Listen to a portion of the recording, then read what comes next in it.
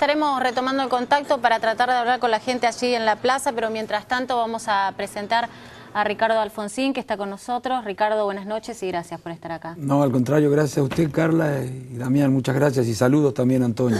Bien. Recién en la plaza se hablaban de 3 consignas, ¿no? Del no a la reelección, la situación económica y la inseguridad. ¿Usted cree que es eso lo que movilizó a la gente? Seguramente, yo no puedo interpretar lo que piensan todos los que asistieron allí. Seguramente habrá distintos reclamos, habrá visiones que no son compartidas, y me parece que sí hay un denominador común. Por lo menos que deben compartir la inmensa mayoría de los que están allí, que es cierto cansancio con relación a ciertas cosas. Está cansada la gente, por ejemplo, de que la engañen. Con la inflación, hace muchos años que nos vienen diciendo cosas que todo el mundo sabe que no son ciertas. Está cansada, por ejemplo, de que además de la seguridad, se nos niega la inseguridad. Está cansada de que además de la falta de transparencia, no se combata como corresponde la falta de transparencia. Está cansada de la confrontación, de la crispación. Está cansada de que además se nos proponga una reforma de la Constitución con el solo propósito de habilitar una reelección que prohíbe la Constitución Nacional. En fin, creo que hay ciertas cosas, ciertos comportamientos más políticos que económicos que han cansado a la sociedad. Ahora, Alfonsín, ¿no cree que también que esta plaza es un mensaje también a la oposición y no solamente al gobierno? Sí, por supuesto que debe ser también para la oposición, porque no ha sido capaz la oposición de convocar una plaza así.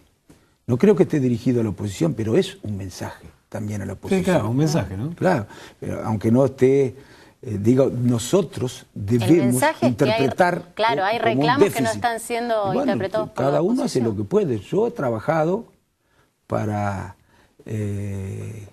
construir una alternativa en la Argentina que sea capaz de reemplazar al gobierno con un sentido de superación, no para hacer todo lo contrario, porque hay cosas que se han hecho bien, para hacer mejor las que se han hecho bien, para dejar de hacer muchísimas que se han hecho mal, sobre todo en el terreno institucional, muchísimas, diría todas, en el terreno institucional están mal hechas, y hemos experimentado en este sentido un retroceso terrible en la Argentina, y para hacer muchísimas que no se han hecho, y que si se hubieran hecho, y que se podían hacer, estaríamos mucho mejor los argentinos. Por ejemplo, tenemos peores ferrocarriles que los que teníamos antes del crecimiento.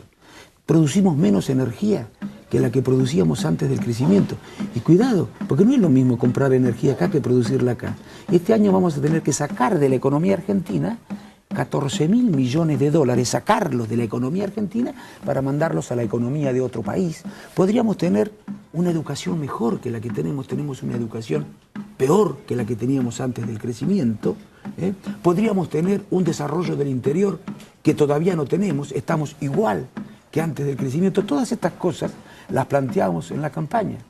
Y sin embargo la sociedad no creyó. Por eso no creo que sean razones económicas las que convocan ahí. ¿Usted cree que la presidenta se equivoca cuando hoy inmediatamente después de saber y de comenzar este reclamo dice no me van a poner nerviosa? Digo, cuando estamos tratando de calmar los ánimos parece como un elemento de crispación, ¿no? Sí, o por lo menos un canal que no se escucha, que no se abre. Mire, yo creo que se equivocan en eso y le hacen mucho daño a la convivencia política, y es muy difícil gobernar un país cuando existen estos niveles de confrontación. Dígame usted un lugar en el mundo a lo largo de la historia que haya progresado en un marco de una crisis o de unas dificultades muy grandes que fracturan a la sociedad con crispación y confrontación. Encuéntrenme un país a lo largo de la historia, que lean un poco de historia. Estas cosas nunca terminan bien. Entonces usted necesita poner el paño frío desde el gobierno, que tiene la principal responsabilidad, y también desde la oposición.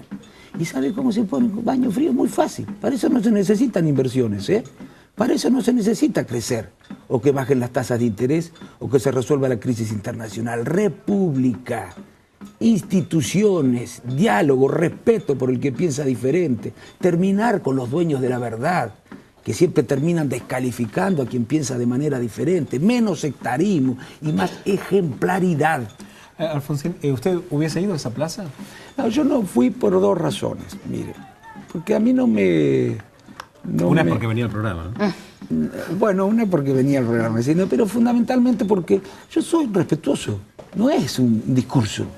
Y tenía miedo de que alguien creyera que iba allí queriendo aprovechar en beneficio partidario la presencia mía, porque además me conocen. Entonces no quiero ir, porque soy respetuoso de esas cosas. Pero no es un discurso, yo soy respetuoso de esas cosas, como soy respetuoso de la ley, como soy respetuoso de la Constitución y como soy respetuoso de la verdad. Esa otra cosa de la que está cansada la gente, de la deshonestidad intelectual, de la oposición y del oficialismo, y de los intelectuales, y de otros sectores sociales. Está harta la gente. ¿Qué creen que no se dan cuenta? Cuando utilizan argumentos, hacen esfuerzos intelectuales para deformar la realidad, cuando juzgas con doble vara, muere Fuente Alba, muy bien la reacción que tuvo el gobierno. Ahora mueren en Formosa los indígenas, mueren Condorí en Jujuy, y sobre eso nada, ni una palabra han dicho, ni una palabra. ¿Usted cree que la presidenta realmente quiere la reelección? ¿Quiere modificarla? No tengo ninguna duda, no tengo ninguna duda. Voy a utilizar una expresión de Ortega y Gasset que me resulta muy graciosa, me resultaba cuando lo leí. Deben creer que nos falla el órgano de la comprensión cuando nos dicen que esta es una agenda que no ha instalado el gobierno. ¿Pero qué creen, que somos idiotas? Pero claro que la quieren. Lo que no saben si la pueden conseguir. Por eso están tanteando. Y no la van a conseguir. Yo le digo a la sociedad, tranquilo, este es el último mandato de Cristina Kirchner. No sé si será el último mandato del partido de gobierno. Eso depende del partido de gobierno, depende de nosotros y depende de la sociedad. También la sociedad tiene que hacer algo para, construir una alternativa que pueda capaz de reemplazar a este gobierno, pero para empezar a hacer las cosas bien, un país normal. Hay cosas que no se discuten. Yo puedo discutir el sistema tributario, que para mí es muy injusto, pero bueno, el gobierno cree que es justo. Puedo discutir la distribución del ingreso, que para mí es muy injusta. No es cierto que ha habido una mejor distribución del ingreso. Claro, si la comparamos con el 2001, sí que es gracioso. Puedo discutir las políticas energéticas. Bueno, eso se puede discutir. Lo que no se puede discutir es que hay que cumplir la Constitución, que no se puede quedar el gobierno nacional con plata de las provincias. Lo que no se puede discutir es que el Poder Judicial debe ser independiente. Vamos a discutir estas cosas. Lo que no se puede discutir es que el INDEC no debe mentir. A ver, es tan elemental y tan básico esto. Lo que no se puede discutir es que nadie es dueño de la verdad, y menos en política. Menos en política. Nadie es dueño de la verdad. Alfonsín, esta semana hubo algunos movimientos en la oposición, ¿no? El radicalismo se reunió con la CGT de Moyano, el Frente Amplio Progresista lanzó una campaña de firmas para oponerse a la eventual reforma constitucional y la RERRE. Sin embargo, no tienen la capacidad de convocatoria espontánea de esta plaza, ¿no? ¿Qué le pasa a la oposición? Espontánea no la tiene nada más que la gente. En todo caso... la capacidad de movilización, ¿no? Sí, no, seguramente no, si no hubiéramos obtenido otros resultados. Bueno, mire, en el 2001 estalló el sistema de partidos y se produjo una crisis política muy severa, y los principales actores de la política son los gobiernos, los estados, los sindicatos, los partidos políticos. Nosotros la sufrimos de manera particular porque fuimos la fuerza que gobernaba cuando estalló la bomba que había encendido el justicialismo. Esto no se ha aclarado bien, pero bueno. Y cuesta, sobre todo cuando el gobierno que sucede a ese gobierno que había sido desplazado por la crisis es un gobierno que registra crecimientos importantes. Es muy difícil. Pero creen que es fácil, o creen que nosotros no queremos. Algunos nos tratan como si no supiéramos. Sí, nosotros hemos dicho muchas cosas que hay que hacer, muchas propuestas. Probablemente, miren, nos han dicho que en esta campaña no había propuestas. Miren, yo creo que ningún partido, sinceramente, puede ser que esté equivocado, hizo tantas propuestas como nosotros. Para la energía, para la educación, para los planes sociales, para los trenes. ¿Usted cree que la leyó? No. La gente. Bueno, lo que pasa es que todavía no hemos terminado con el escepticismo, con la apatía, que por muchas razones tiene la gente por la política, y que no es además un fenómeno que tenga que ver con Argentina, ni con América Latina, ocurre en el mundo. ¿Hay posibilidad de un polo opositor? ¿Hay posibilidad de alianzas? Digo, No se estas necesita reuniones que un polo mantuvieron opositor, ustedes con una la alternativa se necesita. ¿Y hay alternativa Bueno, hoy? yo creo que nosotros estamos trabajando para construirla. Mire, si fuera una cuestión, la cuestión republicana únicamente la que está en juego, yo diría que eso se arma fácilmente, porque todos los partidos en la oposición, me parece por lo menos, están dispuestos a defender la República, las instituciones, y no son cuestiones abstractas. Mire, el otro día estaba en Villa Gobernador Galvez, en Santa Fe, conversando con vecinos, y se quejaban porque no tenían la cantidad de cloacas que ellos decían que tenían que tener, ni la cantidad de iluminación que ellos decían que tenían que tener. Entonces yo les decía, ¿saben por qué ocurre esto? Entre otras cosas, porque no existe un régimen federal, de hecho, en la Argentina. Y me miraron como sorprendidos. ¿Saben por qué? Porque a veces creen que cuando nosotros hablamos de federalismo estamos hablando de cosas abstractas, de cosas que le interesan a los filósofos del derecho o a los filósofos de la política. Y tiene que ver mucho más de lo que la gente cree con sus necesidades más básicas. ¿Sabe por qué no hay cloaca? Porque no hay federalismo, porque no llega la plata que debería llegar a la provincia y de la provincia a los municipios y con esa plata hacer más cloacas, hacer más iluminación. Se la queda el gobierno nacional. El gobierno nacional, del total de lo que recauda, debería enviar a las provincias, por lo menos, dice la ley, que sancionamos nosotros. La década del 80. Ahora, Alfonsín, vuelvo a la pregunta. Usted me dice, sí hay alternativa, sí, pero un solo partido, ¿tiene la fuerza como para ponerse al gobierno? No, entonces es necesario una alianza, sí, claro un polo opositor. Claro que sí, yo creo que sí. ¿Y viene por el lado de la reunión de esta semana con Moyano o de los socialistas que lanzaron la campaña? A ver, históricamente las alianzas no han sido muy buenas para el país. Bueno, pero también hay matrimonios que han fracasado y sin embargo a nadie se le ocurre pensar que el matrimonio no, es una institución que no funciona. Hay matrimonios que han fracasado y después cuando se volvieron a casar... No, lo que pasa es que los bien, argentinos tendemos a pensar que las alianzas son momentáneas. Bueno, yo creo que con eso hay que terminar. Yo creo en las alianzas permanentes. Para mí es más difícil explicar por qué compiten entre sí partidos que piensan igual que explicar por qué van juntos. Parece más racional que no compitan en una elección general lo que piensan entre sí. Bueno, Alfonsín, esto se lo escuché decir el año pasado y después... No, bueno, pues distinto, ¿no? Ya sé que usted tiene su lectura, yo creo que es distinto. Yo no quiero discutir ahora porque no quiero además entrar en un debate con amigos con los cuales tenemos coincidencia, pero yo creo que son distintas las cosas de lo que ustedes piensan. Y algún día voy a escribir sobre eso, cómo fue. Pero les voy a contar, usted me decía si hay posibilidad de construir una alternativa. Claro que sí que existe, pero también tiene que estar dispuesta la sociedad a acompañar la alternativa. Y dependerá la disposición de la sociedad, de lo que nosotros digamos y de las ganas que tenga la sociedad de creer también. Pero no me acuerdo, la pregunta era otra. No, que digamos, uno solo alternativa, un partido solo como alternativa no alcanza, necesita una alianza, necesita un acompañamiento. Yo creo que sí, sobre todo después del 2001, hasta que había bipartidismo, por default del gobierno ganaba el partido que estaba en el llano, pero hoy hay varios partidos en el llano. Y habrá que ver en todo caso si se profundiza, que yo creo que se va a profundizar, esta distancia que existe en una proporción importante de la sociedad con el gobierno, ¿quién es el que es capaz de generar mayor confianza en la sociedad para lograr apoyos mayoritarios? Yo creo que vamos a ser nosotros.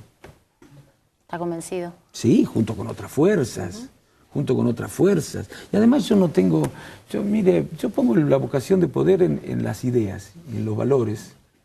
Nunca haría un acuerdo que me obligara a sacrificar una idea. ¿Me escuchás ahí? Sí haría acuerdos que no me obliguen a sacrificar ideas. Porque no se trata de ganar elecciones, se trata de gobernar después.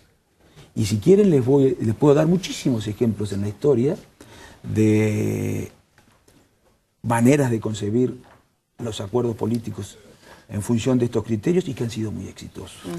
Como Chile con Brasil con Alencar, el PRD con el PAN incluso, en Uruguay, en Santa Fe, que no condicionen los programas.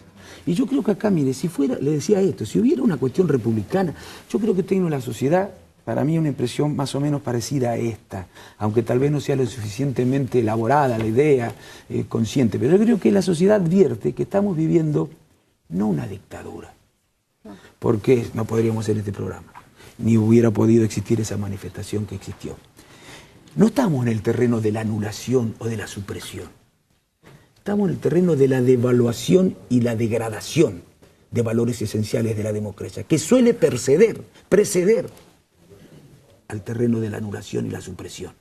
Si el gobierno sigue avanzando en esta dirección, entonces la realidad le va a hacer comprender que tiene que producir cambios. Ayer en la manifestación mucha gente dice, estamos en el camino que ya empezó a andar Venezuela. ¿Usted cree que es Yo creo que la sociedad argentina es distinta, pero creo que sí estamos en una cosa parecida a la Venezuela. Y creo que el gobierno ha trabajado en esto, me parece insensato eso. Sinceramente, me parece insensato fracturar la sociedad. Yo no recuerdo desde la democracia niveles de división social como los que sectores se están muy estimulando. ¿Social o también política? Bueno, Digo, porque también ahí no solamente el responsable es el gobierno nacional, digamos, la división de la oposición también es bastante no, pero me propia de la refiero a que oposición. los que piensan distinto. El blanco-negro, los sectores antagónicos se agreden, completamente. se consideran enemigos. Así no. Al contrario, estas cosas han detenido el desarrollo de la historia. Al contrario, estas cosas... Tendría que leer un poquito más de historia. Pero bueno, creo que hay que tratar, y el gobierno tiene la mayor responsabilidad. Un gesto hay que hacer para tranquilizar a la sociedad, empezar a cumplir con la ley. No es mucho lo que se pide, es mucho lo que pedimos, cumplir con la ley. Es mucho, es demasiado lo que pedimos. Porque cuando se le pide un esfuerzo a un pueblo, y cuidado que todavía a pesar del crecimiento estamos reclamando esfuerzos de un pueblo, lo menos que puede pedir el pueblo, la sociedad, cualquier clase social, cuando se le pide un esfuerzo es ejemplaridad. Y no es ejemplar que funcione la justicia como funciona, dependiendo del Ejecutivo, no es ejemplar. No vale la pena ser imitada una conducta como la que pone en práctica el gobierno con relación a las provincias. No es ejemplar amparar, no combatir los casos de corrupción como los que conocemos. No es ejemplar gastar miles de millones de pesos en publicidad. No es ejemplar, para no hablar solo del gobierno nacional, gastar cientos de millones de pesos en un estadio, en el techo de un estadio de La Plata o en el estadio de Formosa. ¿Qué cree que dice la gente cuando se gasta la plata en esas cosas habiendo otras prioridades? No es ejemplar maltratar al otro, no es ejemplar retar al otro, abusar de la cadena. No son comportamientos ejemplares. Y eso distancia a la sociedad de la política y probablemente no solo al oficialismo, a la oposición. Porque seguramente creerán si estuvieran ellos harían lo mismo. Porque esta es la idea. No es que la gente diga, te roban pero hacen. Es peor todavía que eso. Ahora, ¿era necesario habilitar el debate por el voto a los 16, 17 años en este momento? ¿O era necesario para el gobierno? Es necesario. A mí me parece un debate muy interesante. Un debate muy interesante. Lo que pasa es que sorprendió a la sociedad. Claro, de repente apareció el debate. Porque en el fondo, mire, el gobierno tiene una costumbre. Utiliza causas nobles, muy nobles, para ocultar segundas intenciones que de noble no tienen nada. Lo mismo hizo con los medios. A mí me encantaría debatir el rol de los medios de comunicación y la democracia. Hoy, mire, la comunicación es una fuente de poder. Por eso el gobierno, que lo sabe perfectamente, trata de controlar la comunicación para construir significado, para construir sentido, bueno, para construir la opinión pública, para decirlo en términos más sencillos todavía. Pero me encantaría dar un debate en serio sobre eso.